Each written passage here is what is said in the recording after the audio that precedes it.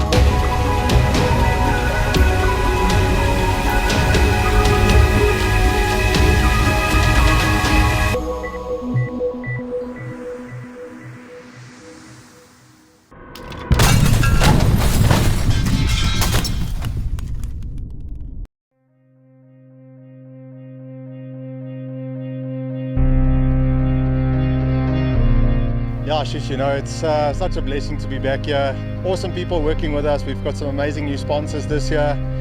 But yeah, good entry this race. We're over the 400 mark. It's a record for us as GXCC. We're very thankful for the guys supporting us. This is not just me, it's a team effort. Well, we're definitely expecting mud, a lot of mud because of the rainy season. And then also rocks. Nice flat out dirt roads. This is a bit of everything. Once you add the day visitors in, I think we could touch 450. But again, a fantastic turnout, and again, it's a good organised race. The venue is good, the route's always fantastic, and the guys keep coming back. Yeah, no, definitely coming to defend the championship. They had an awesome run last year, couldn't have gone any better.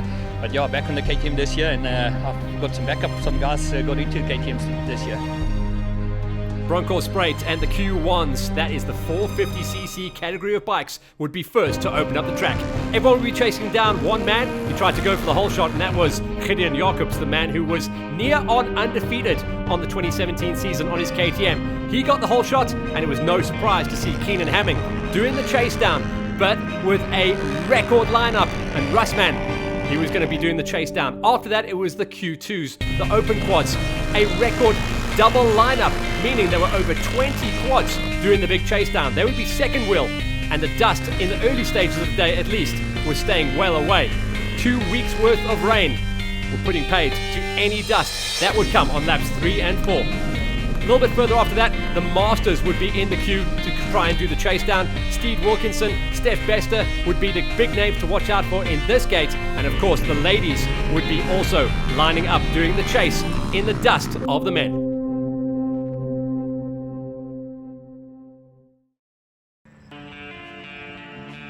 Out there on the track, early race problems for Gauteng Jacobs. He'd broken off his nerf bar and his foot peg, and that left clear air and no one on the back wheel for the Yamaha of Keenan Hamming to see what he could do.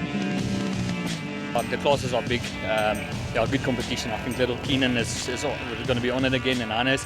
So yeah, no, waiting on a big challenge for today. Hunter Simon had moved himself up into third place on the road after hole-shotting his gate in the Q2s, but he'd be wanting to take some big scalps, and it wouldn't be long until he saw the back wheel of the KTM of Gauteng Jacobs. Stefan Swanepoel, who came back into racing on a part-time basis last year, was back on point doing the chase down, and everyone else was just trying to hang tough and figure things out. Mercifully, green grass, a lot of mud, and no dust whatsoever, as the top pros were on a predicted 4-lap race format. Yeah, we found some orange plastics and threw in all our old bikes, you know. But yeah, KTMs are back. Gideon's found us probably about 15, if I think. So it should be a very good turnout for KTM this year. JP Van Wyk had made the trip up from KZN to come racing, and it was Vian van Zyl who was showing good early season pace. Just to go full out for the first lap and try to get into the front to stay out of the dust, but looks like there's not going to be too much dust today. But trying to get into the first lap to chase down the big guys. The Santos clan were back into GXC racing in full form, and they were looking to dominate as they went through racing. Henny Macau Sr., the winningest master on the tour from last season, made the bold move up into the Q2s for this round. We've had some amazing rain. They've almost every night they've had over 30 mils of rain, so they've been really blessed, and that makes good racing. Roelofs were the order of the day. Hannes Annandale doing a strategic move to just hang back early in the race and let the track get cleared up by the big swinger pros. But yeah, the track was absolutely mint. Rian Dick had some early mechanical problems holding him back from his normal top pace. Checking out how the day went for the Masters, all of our top swingers were in the mix. Steve Wilkinson, a 7th place. He's going to have to start and build up quickly from that as we head towards round number 2 just around the corner. Tony DeSantos did a good job just outside of the top 5 in 6th place, chasing down on Stef Bester, the big guy from Middelburg. A little bit further up the road, Henk van Veek, who showed strong form at the end of last season, has started on a flyer as well, and he was just off the box. First man onto the podium, though, was Roxy DeSantos, and he dusted off the old Honda. He kept the hammer down all the way to the finish, and he'll have been happy with his early season form. The man further up the road, and one of the partners riding out of the Gideon Jacobs 421 racing paddock, and that's Brian Herbst. He did an incredible job to put the KTM brand back on point, a number 2 spot to kick off his championship chase. Up the road though, the number 1 spot at round number 1 was all about Francois Smallberger, literally untouchable from the end of lap number 1. He was gone, and he was the first winner of the season. Confirmation of the results then, all about Smallberger winning out ahead of Herbst. DeSantos up there inside of the top 3. Stef Bester in 5th will have to climb the ladder to try and improve.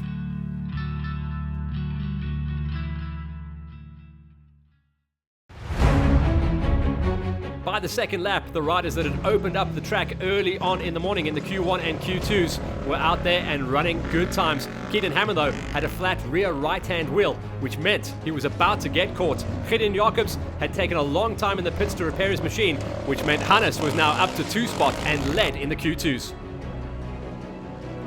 I think it's going to be bumpy. It should be technical the first couple of Ks. It was a good route last year, so it's going to be joyful. Dust is going to be to the minimum, I hope. So no, to advantage for every rider. Jacobs would have been happy to give away his lead and wanted to start the season as he ended, but you can't have everything your own way, and an extra challenge heading into the rest of the season. It's just the racing and the guys, everybody is nice here, and everybody is so helpful, and it's helping everybody, and it's really fun here. The rest of the riders out on the track were simply loving the conditions. Thank you to the farmers and thank you to the rain, because those 2 weeks building up are sublime conditions to go quad racing. Russman was in the zone. He's certainly going to be hard to catch. So is Keenan, so is Hannes. So it's the usual suspects. That top 4 or 5 place is what I'm looking for the day. See if we can get through it. The GXCC man with the plan, Lawrence Mahoney, did some lastminute.com fixes to the track to make sure everything ran smooth. I had to take out a little section yesterday, probably 200 meters I had to take out, and that was it. So very thankful that the route worked out with all the rain, but very excited.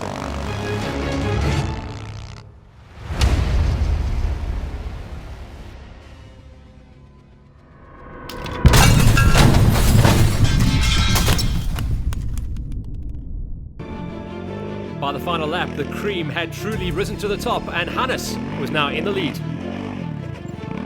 It's definitely going to be a tough one, and there's no room for any mistakes this season. I mean, now I've got the national championship last year, I'm defending my championship from last year, and then obviously GXCCs. One of the standout rides of the day was Vian van Zyl, who clawed his way up to a top 3. Yes, the track was in the morning, it was good, but later in the afternoon it got really rough and really tough. Even though he was doing on-track suspension development throughout the race, Russman still brought home a good number.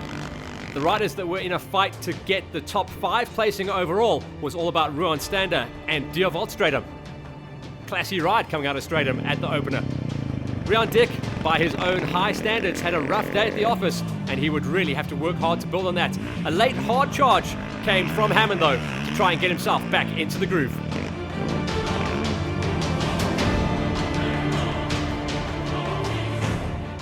So come the end of play at the season opener, taking the overall as well as the Q2 category win was Hannes Simon. Stefan Swanepoel bounced back strong to come in with the number 2 spot ahead of Van Zyl, Stander and Stratum. Yeah, look, thanks to the QCon EMD team, we had an awesome day out there.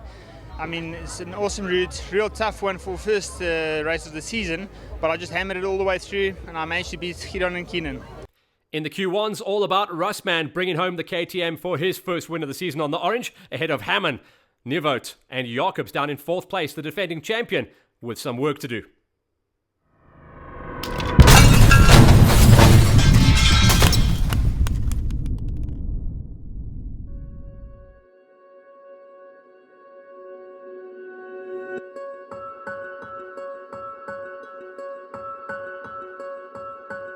without the sponsors, none of this will happen. And thankfully for them, involved in the sport, loving the sport, supporting the sport, you know, we're very thankful. Our new sponsors for this year is NWB. They came at the last minute. They race all our series. Mega Freights are on board this year. Trucks KTM, I mean, they've been loyal from the word go, from the beginning. Amanzi Water, they're supporting us this year. And yeah, Nomadic Tent, they've been also from the beginning with us. They supply us with an amazing tent and shade for the people. So yeah, without them, none of this is possible. And I thank them from the bottom of my heart for supporting the series and being involved and growing with us.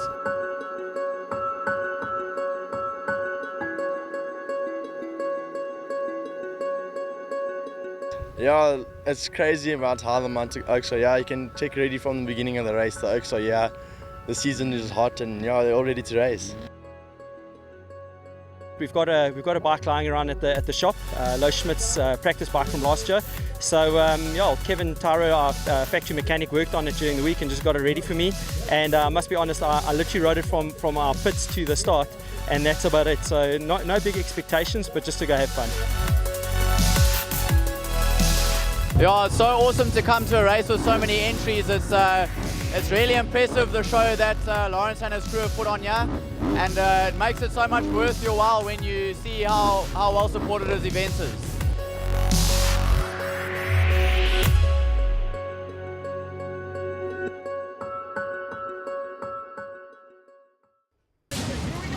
With record entries throughout all the categories, once again it was the big banger OR1 Pro category that would be the first riders out to open up the second race of the day. Track had already been opened and cleared by all the quads. Now it was up to the two-wheel warriors to chase down, and it was Kenny Gilbert who grabbed clear air, pole shot and got gone. The OR2s were the main players to go out and do the next chase down, and this gate was made up by a lot of our top national competitors who came to dust off their series at the opening round of the GXCCs.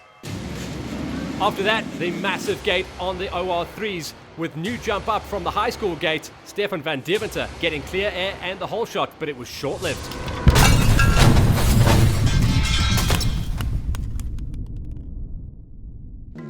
Out on lap number 1, it was King Kenny on the number 2 Pepsi Plastics race Husqvarna that was the man opening the track and running clear numbers.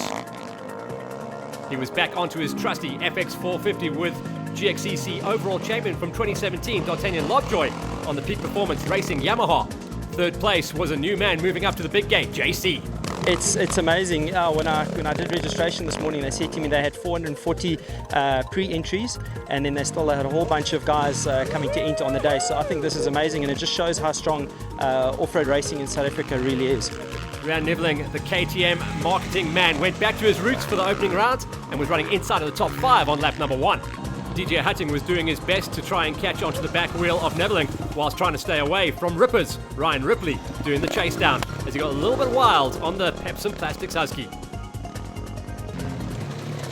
I think that it's rider for rider that makes the series work. Me as a top rider from when I can remember, I've been racing my whole life, I just try to give the riders what I would like as a rider out there. With well over 25 riders per gate, it was always going to be super busy on lap number 1. And JJ Daisel did his homework. The motocross and CrossFit superstar was off the front in the OR2s, getting chased down by Weynard Delport on the Smoker. In third place was Jason Fenter after getting picked up in the off-season by Holshot Husqvarna, a new team. Yeah, look, it's OR3 starting at the back, so obviously not do anything too stupid, but to try get past whoever we come up on and just try to see where we are and where we're at, and it's a good starter for the season. Carl Flanagan was making all kinds of shapes as he ploughed his way through the field, and by this stage already was leading the ultra-competitive OR3 gates.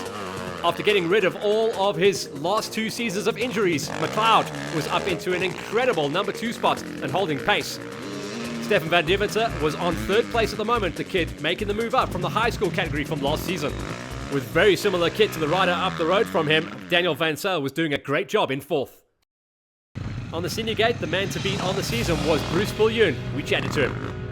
I think, it's basically less than an hour and a half drive between Joburg and Pretoria. I think it's close enough for most of us. You can be an absolute novice and race and do well, or champion that is racing in the actual national class for training. So I think it caters for sort of your absolute novice to your actual pro riders. After his win earlier in the day, the Ironman Hannah Simon jumped straight onto two wheels as he chased down a top 10 finish. Well, look, the numbers are awesome. I mean, everyone thinks the sport is down. The sport is definitely up. I mean, we've got huge quad entries, massive bike entries. I mean, the sport has definitely grown from strength to strength over the last 3 years. I mean, it's just nice to see so many riders at the beginning of the season.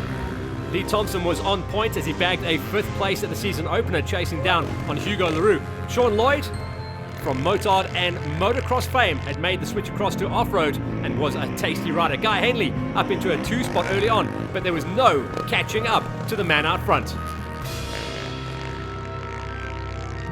Bruce Viljoen once again bagged a clean hole shot and ran clear air after making the switch last season onto the FX 450. He was gone. So I can't tell you, it's a great feeling, great way to sort of open the race season with a win. And this bike was just magic. This 450 FX just chewed up that terrain. Perfect weapon of choice, man. I loved it.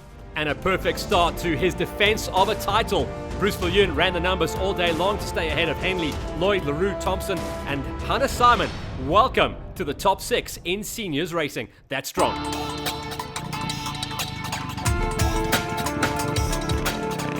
Yeah, Lawrence has done a fantastic job. When we drove in the gate today, little Matthew Green couldn't believe what he was seeing. He said, is this like, are we at the Dakar? I mean, this is amazing, 430 odd riders. Clearly there's something that they're doing right, and you guys and the TV crews, everybody, it's awesome to see. Brian Botnakunen went back to his roots and came back into cross-country racing to bag and tag a 6th place finish. Peter Hall, who would have been a man to threaten for a win, had major mechanical problems with a collapsed axle, but still managed to bag a 5th place finish. Just behind Fawn van Deventer, with Justin Broughton up into the top 3, running out of the red hot lubricants colours for 2018. He stays on his Sherco 450, and he says he likes as much power as he can possibly get his hands on. Same story for the man up the road. The track's KTM stalwart, Johan Gray, 500 cc's of throbbing power. But there was no catching the blue smoke up the road. 300cc 2-stroke Husqvarna, insane, Wayne Farmer, winner, round number 1. This is the round number, so I'm not too sure what to expect, but what a beautiful route, demanding on the hands and body, but amazing, really happy.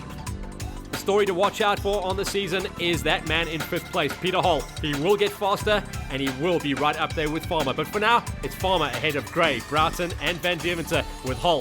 5th place, he can climb the ladder from there. Up next in the queue was the 125 high school races. When we get to a venue, a farm like this, I always try to use every single elevation of the farm, be it a rocky kopie or a forest section or a nice thick sand section or a nice 2-spur flowing section. I try to put all that together to make it a fun, fun track, but also a little bit of everything. With the high school races all now limited to the 125cc category, it was time to start seeing who was going to be the players. Josh Johnson made it a 7th place with Adam Back, making the bold decision to stay on the 125 Screamer. 6th place for him.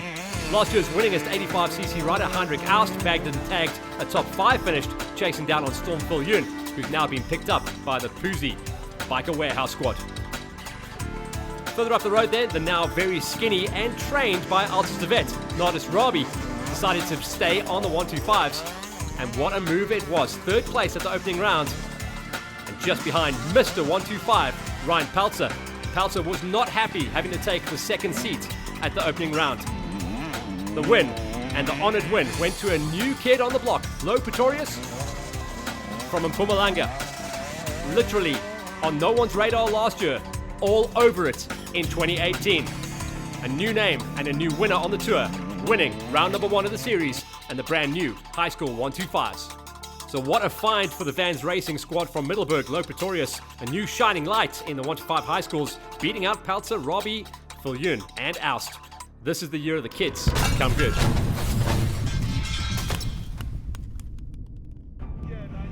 On the 2nd lap and out front, the intensity was still fast and flying as King Kenny Gilbert ruled the roost. The big story was, though, the man moving up into the 2 spot, and the man getting picked up in the off-season by Holshot Husqvarna was JC Nienaber. with the brother Leader Trade Factory KTM flag being flown well by Rian Niveling, running high in a top 3 overall. The big story was inside the top 5 was Henny Macau Jr., normally on a quad and running high numbers, beating out some massive key players and surprising riders like DJ Hutting, who was doing his utmost. The leading OR2 rider was JJ Daisel. Unfortunately, Brett Swanepoel on the Pepsi Plastics Husqvarna was by this stage out of the race and out of the season. I don't know, first year back onto a two-stroke again, we'll see how it goes. I've always loved the two-stroke, and yeah, Schimmels gave me the deal and I said sweet. So yeah, we'll see how it goes. Catalano had made the bold move after 2 years ago being the winningest rider in the high score gate. Last year a rough season on the OR3s, and this year OR2s. OR3s this time around, no big surprise. Your reigning national champion on the proudly Bidvest Yamaha, Kyle Flanagan, was getting the job done with McLaren McLeod right on his tail. The great story on the day was third place Stefan van Deventer, now making the move up into the full OR3s. He was used to clear A last year, now he's going to do the chase down. Third though was a strong ride. Onto the final lap, it was 2 Husqvarnas dicing it out for the lead. For now, it was Kenny in front. Yeah, I haven't changed nothing to my FX450. I'm really happy. The team's great. We're bonding. Everything's working well. Yeah, I'm just looking forward to the Nationals and the rest of the GXCCs this year. JC Nienaber was cementing his position in the number 2 spot, with Ruan Potgieter now moving up into 3rd overall. But not for long, because the leading OR3 rider, Flanny, was on his tail. Even last year I was so comfortable on my off-road bike, and to jump on it yesterday for the first time and ride it, I mean, I just felt really, really good and comfortable on the bike. Cornering felt so good, so yeah, couldn't be happier. JJ Daisel was impressing many with his first ever cross-country and GXCC race, beating out some key players. Jason Fenter, who's improved in the off-season, was right there on his wheel, and second place would be the highest he would climb. Inside of a top 10 finish overall and second in the OR3s was good enough for McLeod to stay ahead of Van Deventer, now picked up by Alfie Cox Motul KTM. At the finish though, it was all about King Kenny. Normally starts his season and his races slowly. Well, that trend has gone. Flag to flag, clear air, but JC was right there. At one point, just 10 seconds off his back wheel, 2 spot for JC. So what an incredible story. Kenny Gilbert ahead of JC Nienaber, Potgieter, Macau though, the quad crossover into 4th place, just ahead of DJ Hutting and Ryan Rippers Ripley inside of a top 6. JC caught on to me, and then I tried to put the hammer down, and then every lap we would catch back markers, so I couldn't really pull the gap, but he rode a great race and we just brought it home in 1st place. Another incredible superstar coming out of the opening round of the GXCCs was JJ Daisel with a stellar win ahead of Jason Fenter, Venot Delport, Adriano Catalano clawing his way up to a 4th place finish ahead of Rekard van Nieuwenhuizen. Yeah, no, I must say, well, it's my first race, racing GXCC, so I must say it's awesome to take the win. But Jason here behind me really pushed me. He passed me at a stage, and then I said, no, I worked hard this whole race, I have to get back in front. But awesome race, I must say. For a first, I'll definitely keep on racing. It's awesome, and I hope all the guys are safe. But it was an awesome ride, really. Flanny was the main man in the OR3s, bringing home his proudly Bidvest Yamaha for a win ahead of Darren McLeod, who showed stellar pace throughout the day to beat out Van Deventer, Van Sale, Peter Karam, and Rob Ramos back into the mix in 6th place. A massive thanks for GXCC Racing and all their associate sponsors for this racing action.